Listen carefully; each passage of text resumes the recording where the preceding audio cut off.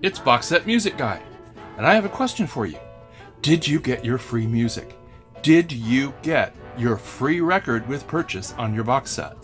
For example, with this Columbia Musical Treasury, the Burt Bacharach Hal David Treasury, you were supposed to get a free record. Did you know that?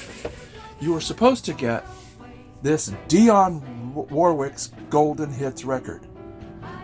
Now that I have your attention, we're going to do a deep dive into Columbia Musical Treasuries today. These were box sets and 2 and 3 record sets that were put out by Columbia Records, Columbia House, not affiliated with Columbia Masterworks, Columbia House directly, or just the Columbia label. Some were occasionally thrown into the Columbia Record Club, but for the most part, we're going to only be talking about the ignored box sets that have so much to offer than meets the eyes and ears. So we have Columbia Musical Treasuries, or also known as Columbia Musical Treasury. And as an example of the label, this is again the Burt Bacharach and Hal David Treasury. This is, generally speaking, what the Columbia Musical Treasury label looked like. And in this particular case, this is a 4-record set. It did have a free record, but the odd thing about it is that the free record that went with this one, let me see if I can find it in the catalog here. It might not be in this particular copy. It's not on the Columbia label, but let's look at for example, this set. This is Lights Camera Music. It had a free record that you got with it, but there was also another ad for this with a free record, and with that one you got Love Story. This was early on, and then they switched it out. So these are all in the catalogs that I have. I have 2 of them so far, and they are treasuries that had free records. Some of them didn't. The Christmas ones did not have free records at all that I can find.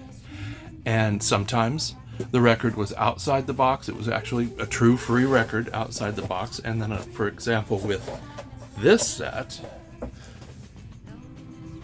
Faraway Places, the free record actually came inside the box. And it's in a flimsy paper sleeve, and you sometimes find them this way out in the wild. And they also had very slightly different labels occasionally. I think the labels might have depended on whether it was record club selection or US versus Canadian. I'm not sure, but I'm still looking for that. I have about 90 Columbia Records box sets and about 22 record sets and about 78 singles on my want list. So it's and those singles are ones that were free gifts. The special product sets also did have, Columbia special product sets did occasionally have free records as well. So, and Columbia, like Longines, did some really odd stuff. This Columbia set is a 7-record set. You can tell by P7S 5044. The interesting thing is I have discovered the key to telling what the free records were to most of the Columbia Musical Treasury sets. You take that P and you make it a 1P, 5045, and you get the freebie. In this particular case, the freebie is actually inside the box, but that's not always the case. By adding that 1 digit to the main number and then switching it to 1P, I was able to, and I'll show you in a minute, put together a very extensive spreadsheet to show. They also did that same set in a 10-record set. This one also has the free record inside. So there's 11 records in here. They did an exclusive for the, you can see here, Columbia Musical Treasuries, Young, Warm, and Wonderful. This set also came with a free record, but it's not inside. It's 7 records. Has a different Columbia Musical Treasuries label. You can see here. Slightly different. But it is also offered through the Columbia Record Club, which is a different entity altogether from what I understand, as this. Different number.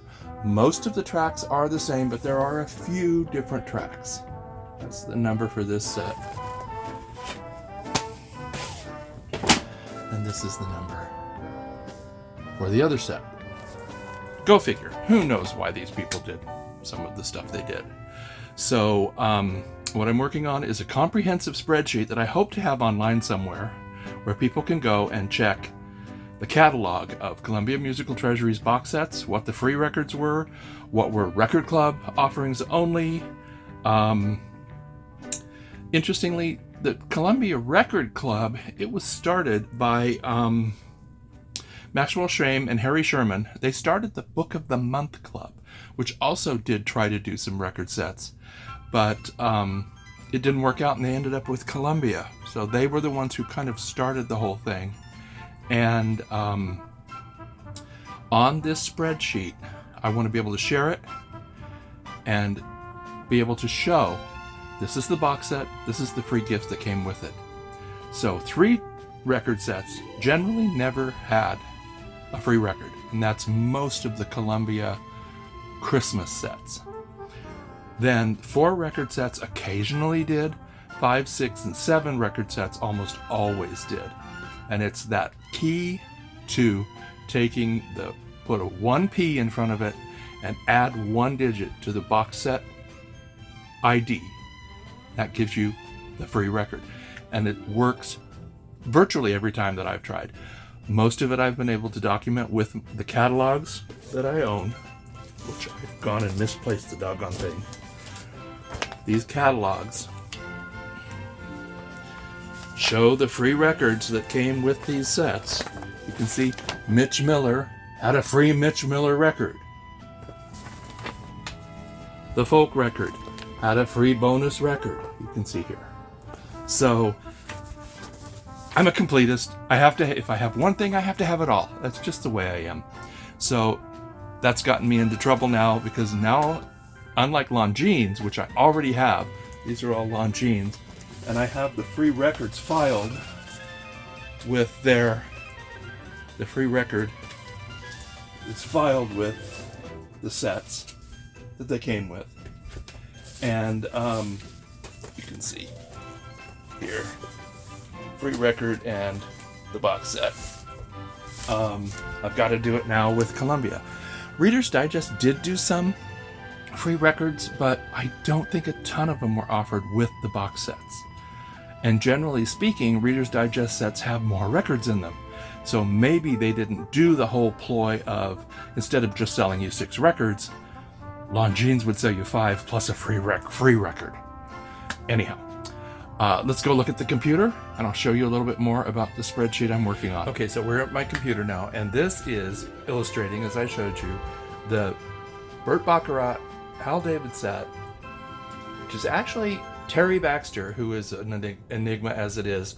There was the Columbia Musical Treasuries Orchestra, Columbia Musical Treasuries Orchestra and Chorus, Terry Baxter and his orchestra, who some people believe might have actually been Percy Faith, but that's a whole other video. And you can see here that the Dionne Warwick's Golden Hits was a free record with that set. So I'm hoping that some of you might consider joining us in our box set music group, which is Vintage Vinyl Box Set Enthusiasts on Facebook. And then, of course, please subscribe and like this YouTube channel. I'm going to try to upload more and place more about the catalogs. I'm hoping to get my hands on more of the catalog, so if you have some that you'd like to sell or send me scans of, that would be greatly appreciated. Oh, one more thing. I need to show you my spreadsheet that we're working on, which is quite remarkable.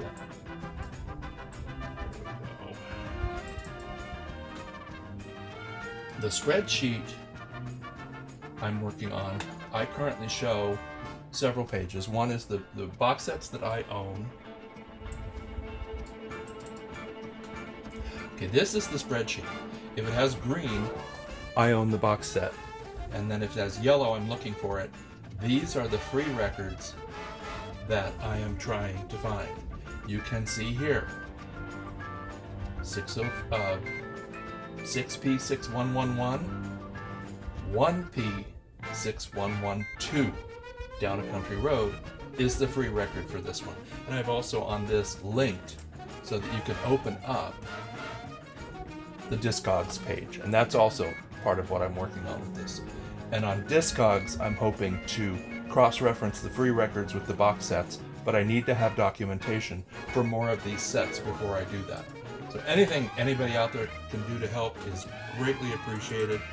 The project is ongoing. It's going to take me a while. As I said, if it's a 3-record set, for instance, the Christmas albums, they don't really have free records. These are all the Columbia Christmas Records albums that are the musical treasuries that I own. Some really great music in here that you don't find anywhere else. Some of the musical treasuries are also original artists. So please like and subscribe. If you like what I'm doing and want to help out, it gets expensive. I could use a little help, so please buy me a coffee. I'll put a link down in the comments, and that money will go to help buy catalogs, the records to document and upload to the YouTube channel, and just make it more enjoyable for everyone before all of this gets completely lost. So again, thank you, like and subscribe, and we'll see you again very soon.